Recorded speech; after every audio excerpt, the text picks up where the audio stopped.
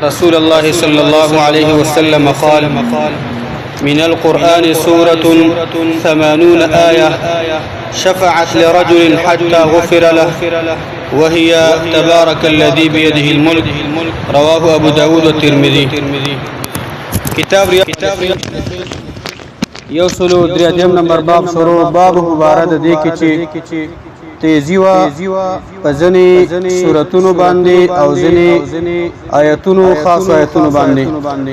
په دې باب کې شپږم نمبر حدیث ته ابو هريره رضی الله عنه روایت ته چې یقینا رسول الله صلی الله علیه وسلم فرمایلی دي: من القرآن سورة 80 آیه. د قران کریم نه یو سورت دی چې دغه سورت د 10 آیتونه دي. دا چې سورت دی چې شفاعت لرجل، دا سورت با د یو سړي د فاره د الله نه د شفاعت سوال کوي او د یو سړي د فاره به سفارش کوي چې الله تعالی جنت ته بوزي او الله ته بخنه وکي حتی غفر له، تر دې چې دغه سړي ته بخنه وکړي شي دغه صورت په سفارش باندې چې الله د پاره الله ته به سفارش کوي دغه سړي او الله به دغه سړي ته بخنه وکي. وهي تبارك الذي بيده الملك، او دغه صورت هغه صورت د چې تبارك الذي بيده الملك، صورت ملک چې دا هیڅ سپاره کې دا صورت دی. یو مؤمن مسلمان چې دغه شان ته هر ټیم وای او د دې حفاظت کوي.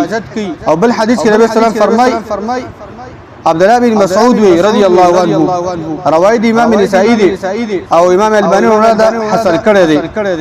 هغه وی من قرأ تبارك الذي بيده الملك كل ليله، سوچي دغه سورۃ تبارک الذی بیده الملک، دا سورۃ سوک وای کل لیل هر شوا منعه الله من عذاب القبر، دا سړی به دغه شانته الله تعالی د عذاب قبر نساتی دغه په وجه باندې ارما ستن د ود کېدون مخ کې دغه شانته مؤمن مسلمان دا د دې سورۃ اهتمام کې او دا وی رب العالمین دغه مؤمن مسلمان دغه عذاب قبر نه بساتی او دا وی وکنا نسميها في عهد رسول الله صلى الله عليه وسلم المانعه. او عبد الله بن مسعود وی موږ به د الله د پیغمبر صلی الله علیه وسلم په دور کې او زمانه کې سورۃ تبارک الذی بيده الملک تدبا دې سورۃ موږ مانعه ویلا چې داغه سورۃ د چې دا منع کون کې دی یو سړی لرا د عذاب قبر نه مؤمن مسلمان خلاصي. بل روایت کې د الله پیغمبر فرمای او دا روایت حافظ ابن حجر الاسقلانی نقل کړی دی. عبد الله بن عباس روایت دی چې الله پیغمبر صلی الله علیه وسلم فرمایلی دي: وددت انها في جوف كل انسان من امتي. الله پیغمبر فرمای زدا خبر ډیره خوخه غنما چې یقینا دا سورۃ ملک دا د زما دغه شان د په امت کې د هر یو انسان په خېټه کې دا پروتي، د هر یو انسان په بدن او په سینه کې دا سورۃ پروتي. الله پیغمبر فرمایي د زما ډیره میره ده چې زما هر امتی دا سورۃ په یاد باندې یاد کی او زړه کې داخل کی او دې سورۃ سره مینا ساتي او دې سورۃ احکام په باندې عمل کوي او دې سورۃ تلاوت کې الله پیغمبر فرمایي د زما ډیره خوښه ده. یعنی سورۃ ملک ډیر زیات فضایل دي. یو عظیم فضیلت ده چې کله دغه شان د ورځ د قیامت شي او رب العالمین په وړاندې باندې ته حساب او کتاب ته ودرول شي، دا سورۃ بستا د پاره دغه شان د الله نه بخنه غواړي.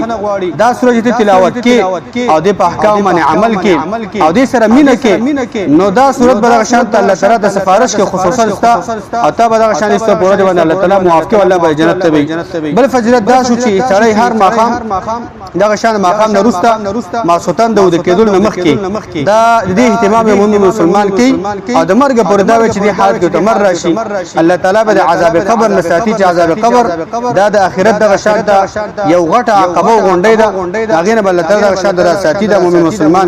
بل دا د تلاوت کې په یو حرف مینس لیکي دي او د ماته ځان عادت کې دغه شان د لس لیکون الله تعالی او چاته اجر درکړي. او بل دا چې د الله پیغمبر صلی الله علیه وسلم خپل هغه د ظلمینه خودلې ده چې زما ډیره مینه ده دې سره چې زما ار امتی دا سورۃ ملک دا په یاد باندې ذکی او په خپل سینه کې دغه شان د وساتي او دغه تلاوت کوي او باغه باندې عمل کوي. الله دې خبر متوفق راکړي. وصلی الله علی نبینا محمد.